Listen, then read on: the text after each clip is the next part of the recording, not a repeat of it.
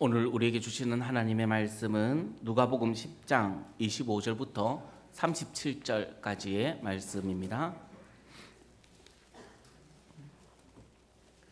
찾으신 줄 알고 제가 봉독하겠습니다.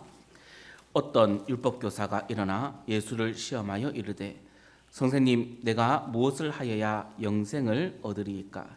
예수께서 이르시되 율법에 무엇이라 기록되었으며 내가 어떻게 읽느냐? 대답하여 이르되 내 마음을 다하며 목숨을 다하며 힘을 다하며 뜻을 다하여 주 너의 하나님을 사랑하고 또한 내 이웃을 내 자신같이 사랑하라 하였나이다. 예수께서 이르시되 내 대답이 옳도다. 이를 행하라. 그러면 살리라 하시니 그 사람이 자기를 옳게 보이려고 예수께 여짜오되 그러면 내 이웃이 누구니이까? 예수께서 대답하여 이르시되 어떤 사람이 예루살렘에서 여리고로 내려가다가 강도를 만나매 강도들이 그 옷을 벗기고 때려 거의 죽은 것을 버리고 갔더라. 마침 한 제사장이 그 길로 내려가다가 그를 보고 피하여 지나가고 또 이와 같이 한 레위인도 그곳에 이르러 그를 보고 피하여 지나가되 어떤 사마리아 사람은 여행하는 중 거기 이르러 그를 보고 불쌍히 여겨 가까이 가서 기름과 포도주를 그 상처에 붓고 사매고 자기 짐승에 태워 주막으로 데리고 가서 돌보아 주니라. 그 이튿날 그가 주막 주인에게 데나리온 둘을 내어주며 이르되 이 사람을 돌보아 주라. 비용이 더 들면 내가 돌아올 때에 갚으리라 하였으니 내 생각에는 이 세 사람 중에 누가 강도 만난 자의 이웃이 되겠느냐? 이르되 자비를 베푼 자니이다. 예수께서 이르시되 가서 너도 이와 같이 하라 하시니라. 아멘. 오늘 담임 목사님께서 부친상을 당하신 관계로 제가 설교를 하게 됩니다. 담임 목사님 또 부친상을 당하셨는데 위로해 주시고 또 장례 절차 위에 하나님 은혜가 있도록 함께 기도해 주시길 부탁드리겠습니다. 저는 이제 본문을 바꾸어서 누가복음 10장 25절에서 37절의 말씀을 가지고 선한 사마리아인이라는 제목으로 말씀을 전하기를 원합니다. 오늘 본문의 말씀은 선한 사마리아인이라는 제목이 붙어진 친숙한 이야기이지요. 또 본문은 믿지 않는 사람들에게도 많이 유명하여서 교훈이 되어지는 말씀이기도 합니다. 이 선한 사마리아인의 비유는 본래 참된 이웃은 누구입니까? 라는 질문에서 시작되었습니다. 그렇기에 선한 사마리아인은 그 모습은 우리 성도의 모습이어야 하는 것입니다. 오늘 이 선한 사마리아인의 비유를 통해서 우리에게 들려주시는 주님의 귀한 교훈을 배우기를 소망합니다. 오늘날 한 율법교사가 예수님께 질문을 합니다. 선생님, 내가 무엇을 하여야 영생을 얻겠습니까? 성경은 이 율법사가 예수님을 시험하기 위해서 질문을 하였다라고 알려줍니다. 여기에 사용된 이 시험이라는 에피크라조라는 단어는 마태복음 4장 7절에 기록되어졌는데 이 말씀은 사단이 예수님을 시험할 때 사용한 단어입니다. 다시 말해서 순수하게 모르는 것을 배우기 위해서 질문했다 하기보다는 적어도 자신을 나타내거나 혹은 예수님을 공경에 빠뜨리기 위해서 했던 질문이라는 것을 알 수 있습니다. 이러한 전제로 문맥을 쭉 살펴보면 29절에서 율법사가 자신을 옳게 보이기 위해서 질문했다라고 성경도 그 내용을 알려주는 것이죠. 즉 많은 회중들 앞에서 예수님과의 질문을 통해서 자신의 지식을 뽐내고 자기를 좀 더 드러내 보이고자 하는 생각으로 이 질문을 한 것입니다.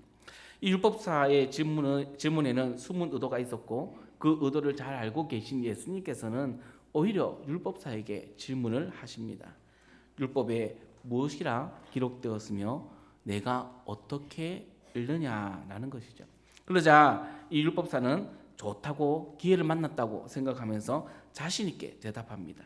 내 마음을 다하며 목숨을 다하며 힘을 다하며 뜻을 다하여 주 너의 하나님을 사랑하고 또한 내 이웃을 내 자신같이 사랑하라 하셨나이다 라고 대답을 합니다. 예수님께서는 이 율법사의 대답을 옳다고 하시며 그렇게 행하며 살라고 하시죠. 율법사의 질문은 여기서 멈추지 않습니다. 아마도 율법사는 예수님께서 자신을 돋보이기 위한 이 페이스에 휩싸였다라고 생각했는지도 모르겠습니다. 아니면 자기를 더욱더 한 번 더 어렵게 여기기 위해서 못 받고 싶었던 것 같습니다. 그래서 이렇게 질문합니다. 우리의 이웃은 누구입니까? 사실 율법사가 원했던 대답이 무엇이겠습니까? 예수님께서 그래 우리의 이웃은 하나님의 백성인 이스라엘 백성들이다 라는 대답, 혹은 그 중에서도 특별히 하나님의 율법을 잘 지키고 살아가고 있는 율법사 너다라고 대답을 해주기를 원했던 것 같습니다.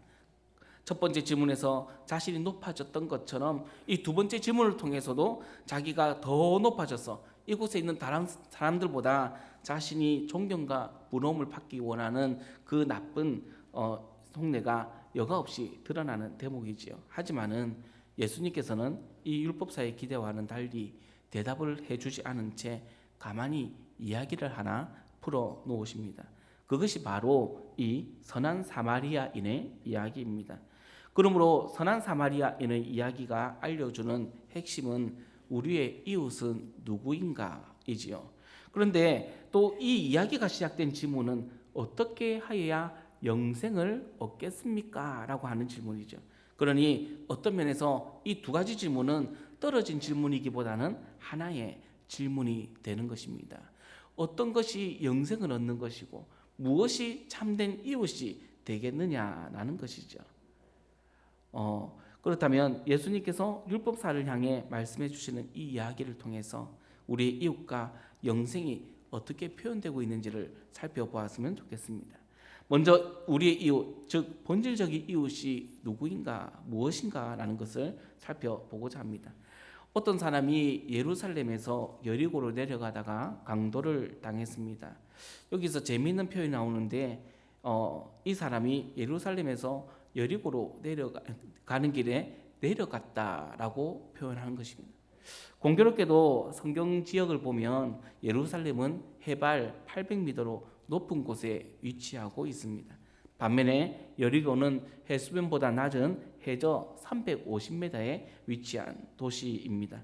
그래서 예루살렘과 여리고는 약 1100m 가까이 차이가 나는 높낮이가 있는 그런 지형이고요. 이 두 도시를 가파르게 이어지는 도로가 있는데 그 길은 약 29km의 길이로 되는 곳이 바로 오늘 본문에 나오는 배경이 되는 곳입니다. 이러한 지리적 배경으로 인해서 성경이 여리고로 내려갔다는 표현을 썼다고들 볼 수 있지만은 사실은 이런 지리적 배경과 상관없는 표현인 것을 우리는 알아야 합니다. 물론 고도 차이가 있으니까 완전히 틀렸다고 이야기하기는 어렵겠지요. 그런데 분명한 것은 강도를 만난 사람의 경우 그 당시 수도였던 예루살렘에서 지방 도시인 여리고로 가는 길이었기에 내려간다라고 표현했던 것입니다. 우리나라도 이런 표현을 합니다. 보통 서울에서 다른 지방을 갈 때에 보통 뭐라고 이야기합니까? 내려간다라고 이야기를 해요. 제가 서울에서 사역을 했던 적이 있습니다. 명절이 돼서 부산에 명절 새기 위해서 내려가야 되는데 뭐라고 이야기하냐면 시골 가니까 좋죠라고 얘기하더라고요. 제가 부산이 시골인 거 그때 처음 알았습니다. 근데 대도시와 소도시를 얘기할 때 무조건 시골인 것처럼 지금 예루살렘에서 여리고로 가는 걸 뭐라고 얘기하냐면 내려간다라고 이야기를 하는 것이죠. 또 한 가지 의미가 있는데 그것은 지금 제사장이나 레위인이 그 직무를 마치고 집에 가고 있다라는 용도로 사용되고 있는 것입니다. 그래서 결국은 이 강도 만난 자는 큰 도시에서 작은 도시로 내려가고 있는 것이고 제사장은 직무를 마치고 내려가고 있다라는 것으로 이해하면 될 것 같습니다. 레위기와 신명기에는 성전에서 제사장과 레위인이 어떻게 해야 되는지를 가르쳐주는 직무 규정이 나옵니다. 이곳에서는 말씀을 살펴보면 레위 지파에 속한 모든 제사장과 레위인들은 성전에서 모여서 일을 하지 않았습니다. 사실 제사장과 레위인 모두가 그 일을 할 수 있었지만은 모두 나와서 성전에서 일을 하게 되면 성전이 좁기 때문에 다 일을 하기에는 비효율적이고 번거로운 것이었습니다. 그래서 하나님께서는 제사장과 레위인들을 각각 24반열로 나누라고 하시고 제비를 뽑아서 그 순번에 따라서 교대로 성전에서 봉사하게 하셨습니다. 그래서 제사장과 레위인들은 자신의 순번이 되면 예루살렘에 올라와서 일을 하고 그 일을 마치고 나면 다음 순번이 될 때까지 자기 집으로 돌아가서 그곳에서 자기의 일들을 해나가는 그런 일들을 반복했던 것을 알 수 있습니다. 그러니 오늘 본문의 제사장과 레위인에 사용된 이 내려가다라는 표현은 이제 24반열에 속해 있던 자기의 직분을 마치고 내려가서 자기 고향으로 가고 있는 기간을 이야기하고 있다라는 것이죠. 어쨌든 예수님의 이야기에 등장한 이 어떤 사람은 예루살렘에서 여리고로 내려가는 길에 별로 반갑지 않은 손님들을 만난 것이죠. 강도를 만나서 옷을 뺏기고 거반 죽은 상태에서 버려졌습니다. 이 당시 기록을 보면 이 예루살렘에서 여리고로 내려가는 길은 황량하고 또 비탈진 데다가 바위가 많은 길이라서 강도의 은신처들이 많았다라고 기록합니다. 강도들이 자연스럽게 나타나서 이 사람을 해치는 것은 예수님의 이야기에서 특별하지 않았던 이야기고 다른 사람들이 당연하게 받아들일 수 있던 이야기였던 것입니다. 이제 강도를 만난 사람은 버려져서 자신을 도와줄 사람만 기다리고 있는 것이죠. 그러던 중에 그 강도 만난 사람이 정말 기다리던 사람이 저쪽에서 오고 있는 것입니다. 거반 죽었다고 했기 때문에 의식이 있는지 없는지 몰랐겠지만은 만약 있었다고 생각하면 저 어렴풋이 오는 제사장의 에봇을 보면서 이제 나는 살았다라고 생각했을 것입니다. 그리고 제사장은 에봇부터 다르잖아요. 에봇을 입고 내려오기 때문에 누구가 봐도 제사장인 걸 알아요. 그리고 지금 직무를 마치고 내려오는 거니까 얼마나 은혜스러운 모습으로 내려왔겠습니까? 제사장이니까 반드시 나는 살겠구나라고 생각했던 이 강도 만난 자의 기대는 어김없이 무너집니다. 왜냐하면 제사장이 모른 척하고 지나가 버렸기 때문입니다. 제사장은 본문의 비유에 나오는 인물들 중에서 가장 적극적으로 도와줄 것만 같은 사람인데, 그런데 이 사람은 그를 도와주지 않고 외면하고 지나가는 것입니다.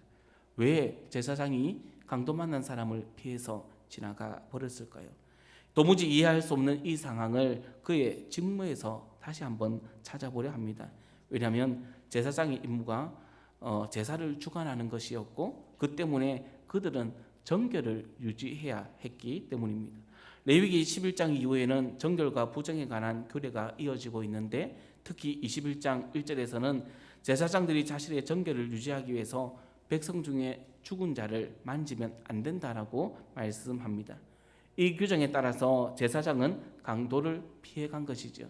만약에 도와주기 위해서 가까이 가서 만졌는데 이 사람이 살아있는 사람이 아니고 죽은 사람이면 자기가 부정해져서 제사장의 직분을 감당할 수 없다라는 것입니다. 레위인도 제사를 함께 돕는 사람이기 때문에 제사장과 똑같은 생각을 가지고 그 사람을 피해갔던 것이죠. 그러나 불행히도 이러한 면죄부를 예수님께서는 완전히 배제버리고 제거해 버리신 것입니다. 왜냐하면 예수님께서 이 말씀을 시작하실 때에 예루살렘에서 여리고로 내려가던 중이라고 말씀하고 있기 때문입니다.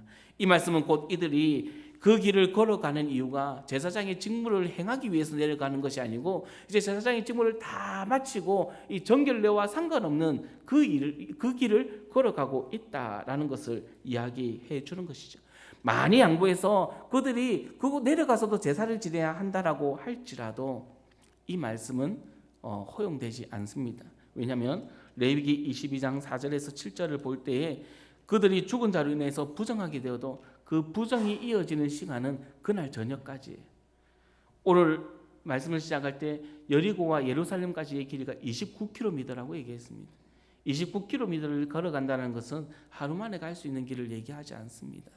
그러니까 어차피 내일 이 제사장의 직무를 행한다는 것은 오늘의 부정함과는 아무런 상관없는 일이고 그렇기 때문에 오늘 죽어가는 사람을 도와줘도 별 문제가 되지 않는다라는 것이죠. 이러한 사실을 종합적으로 분석해 볼 때 제사장과 레위인은 죽어가는 자를 직무와 상관없이 고의적으로 회피했다라는 사실을 알 수 있습니다. 그러므로 제사장과 레위인은 강도 만난 사람을 피했던 이유가 직무와 연관된 것이 아니고 어떻게 생각할 수 있습니까? 자신이 혹시 피해를 입을까 봐 혹은 같이 휘말리지 않을까 하는 이기주의인 생각에 이 일을 피했다라고 생각할 수 있습니다.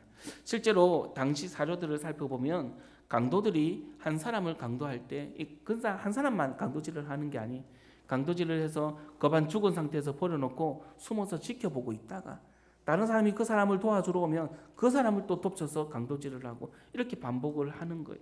그렇다 보니까 제사장과 레위인도 그 일을 기억하면서 혹시 내가 숨어있는 저 강도들에게 당하는 것이 아닌 이 죽어가는 사람 미끼가 아닌가 생각해서 그것을 피해버렸다라는 것이죠. 남들이 볼 때는 제사장의 규례를 정결을 지키는 것처럼 거룩한 것처럼 보이지만 실제 속내는 그곳을 피하고 싶고 외면하고 싶어하는 그 본질적인 마음에 있었다라는 것을 우리는 알 수 있습니다. 그러나 이어서 등장하는 사마리아인은 이러한 제사장과 레위인과는 달리 강도 만난 자를 돕고 살려냅니다. 이 이야기는 주위에 있던 율법사를 포함한 모든 유대인들에게 충격적인 내용이었습니다. 왜 그러냐면 이 강도 만난 자를 도와준 자가 다름 아닌 사마리아인이었기 때문에 그렇습니다. 그 당시 하고 많은 사람들 중에 왜 하필이면 사마리아인이냐라는 것이죠. 당시 유대인들은 사마리아인을 굉장히 무시하면서 살았습니다. 왜 그렇냐면 역사적으로 볼 때 북이스라엘이 아수르에 망하고 난 다음에 아수르는 이주 정책을 써가지고 사마리아에 있는 모든 남자들을 빼고 이방의 남자들을 집어넣었어요. 그래서 사마리아인들은 혼혈이 되면서 그들이 민족의 정통을 저버리는 사람들, 부정한 사람들로 바꿔졌습니다. 그래서 혼혈화된 것을 이유로 해서 유대인들은 갖은 핍박을 강했고 사마리아인들을 사람보다 못한, 개보다 못한 그런 사람들로 취급해 버렸습니다. 그러니 유대인들이 이 이야기를 들으면서 선한 사마리아인이 강도 만난 사람들을 도와줬다라는 이 내용은 과히 충격적일 수밖에 없는 것이죠.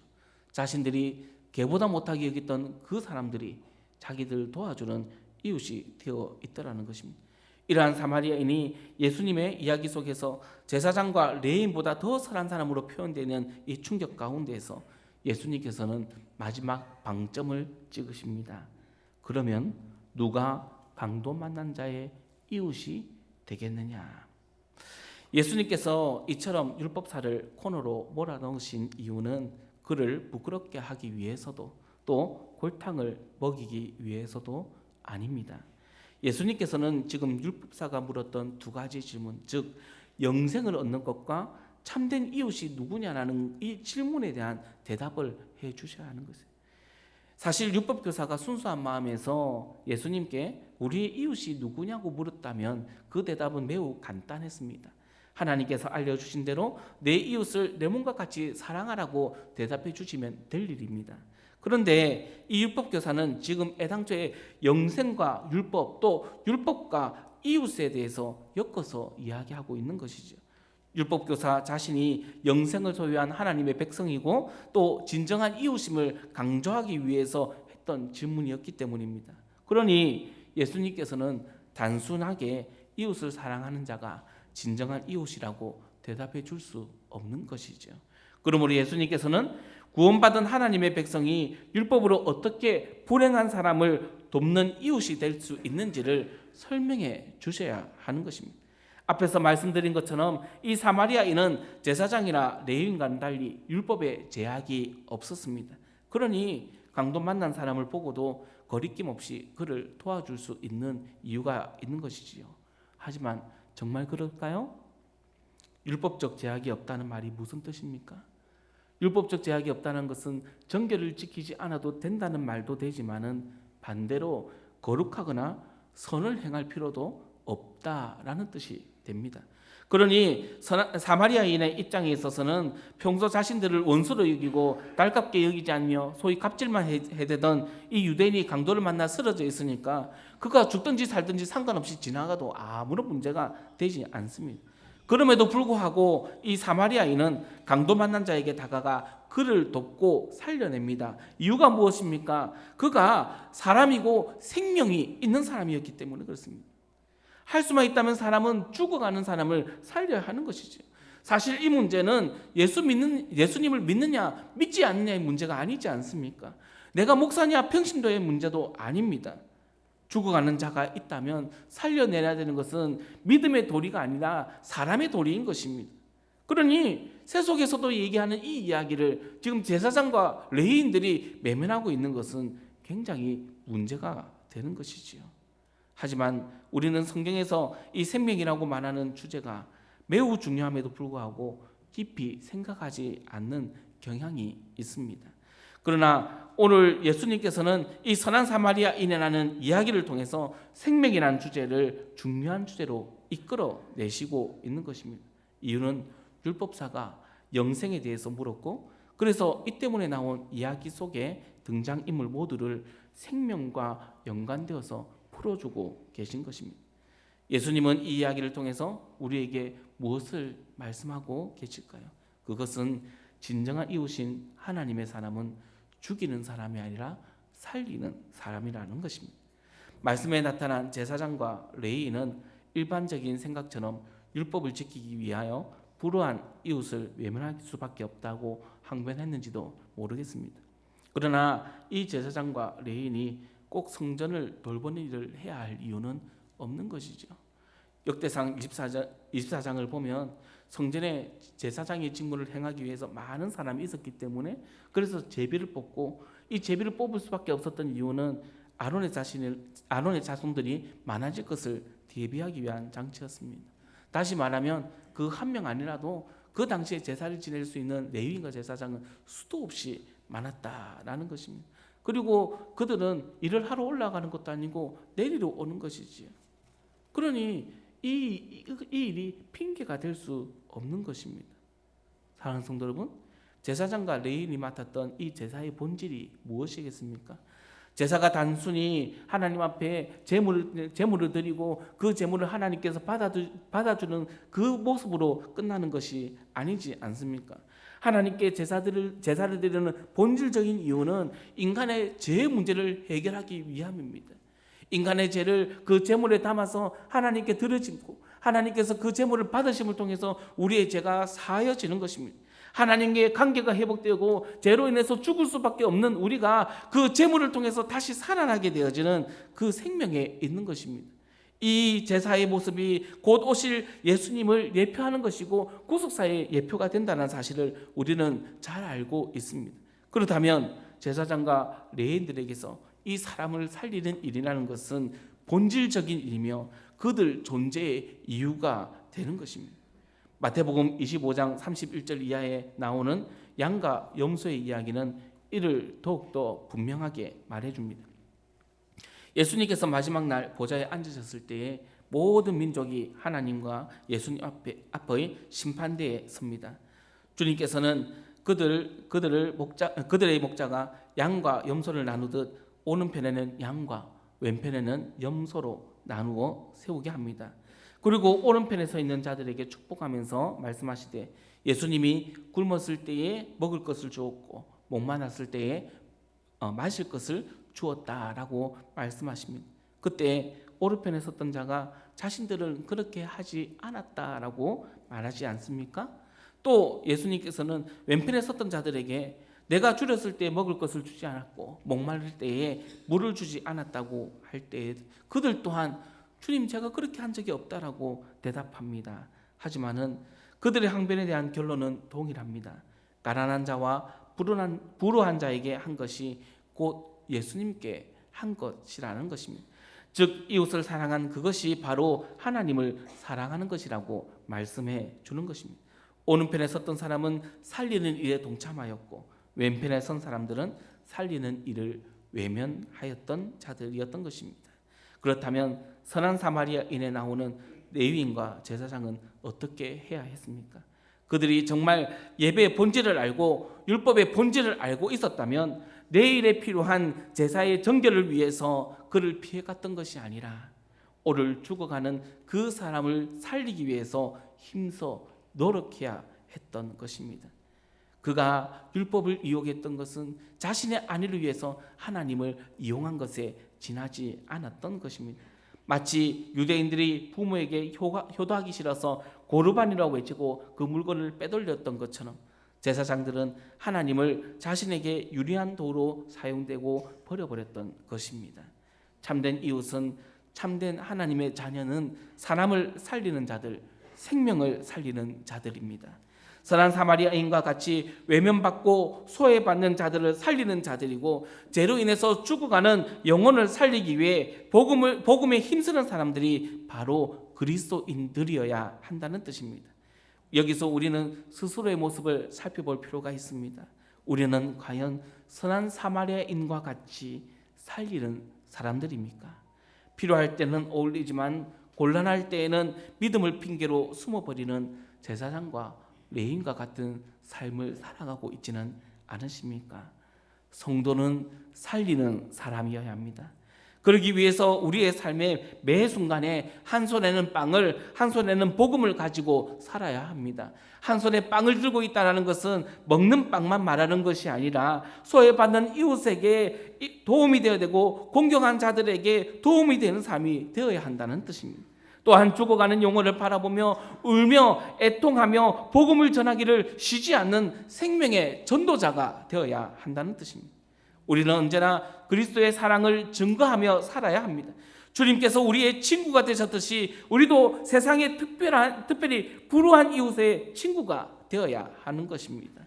예수님께서 우리를 살리기 위하여 이 땅에 오셨듯이 우리도 그들을 살리기 위하여 세상으로 나아가야 하며 우리의 모든 것을 내어놓을 수 있어야 합니다.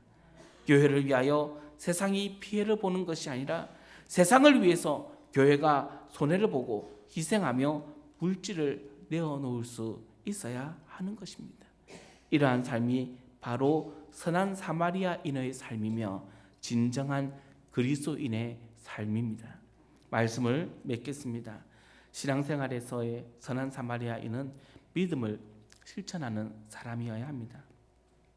제사장과 레위인, 율법사는 하나님의 법을 잘 알고 많이 알고 있었지만은 그 본질을 알지 못해 실천하지 못했습니다. 그러나 선한 사마리아인은 비록 율법에 대해서는 많이 알지 못했지만은 아는 것을 실천하며 살아가는 사람이었습니다. 우리도 이 선한 사마리아인과 같이 주님이 가르쳐 주시는 것들, 즉 주님의 법과 믿음을 날마다 삶에서 실천하며 살아가기를 부탁합니다. 이러한 복음에 합당한 삶이 이 땅을 회복시키는 일이며 죽어가는 영혼에게 영생을 전달하는 일이 될 것입니다. 굳이 거창하지 않더라도 예수님께서 말씀하시는 진정한 이웃으로 살아가는 삶이 되어질 것입니다. 바라기는 언젠가 다시 예수님께서 사람들을 향하여 진정한 이웃이 누구인가라고 이야기할 때에 우리 하늘교회 성도들이 그러한 사람으로 거론되어질 수 있는 축복이 저와 여러분에게 충만하기를 예수님의 이름으로 축원합니다. 다같이 기도하시겠습니다. 부활이요 생명 되신 하나님 아버지, 오늘 선한 사마리아인의 비유를 통해서 하나님의 자녀의 사명이 생명 살리는 이름을 알게 하여 주시니 감사합니다. 우리가 예배드리는 일도 또 복음 전하는 일도 이 생명 살리는 이름을 기억하게 하시고 주님께서 우리에게 주신 생명, 이 생명 살리는 일에 최선을 다하며 살아가게 하여 주시옵소서. 특히 복음 전하는 일에 힘쓰게 하심으로 죽어가는 영혼을 살리는 우리들 되게 하여 주시고 만물이 소생하는 이 계절에 우리의 도움이 필요한 자들을 외면하지 않고 적극적으로 도울 수 있으며 또 생명을 전할 수 있는 주의 자녀가 되게 하여 주시옵소서. 무엇보다도 우리에게 이를 잘 감당할 수 있는 지혜와 물질의 복을 허락하여 주셔서 주님의 복음을 증거하며 주님의 은혜를 전하는 주님의 귀한 백성들 되게 하여 주시옵소서. 우리의 생명 되시며 도움 되시는 예수님의 이름으로 기도합니다. 아멘.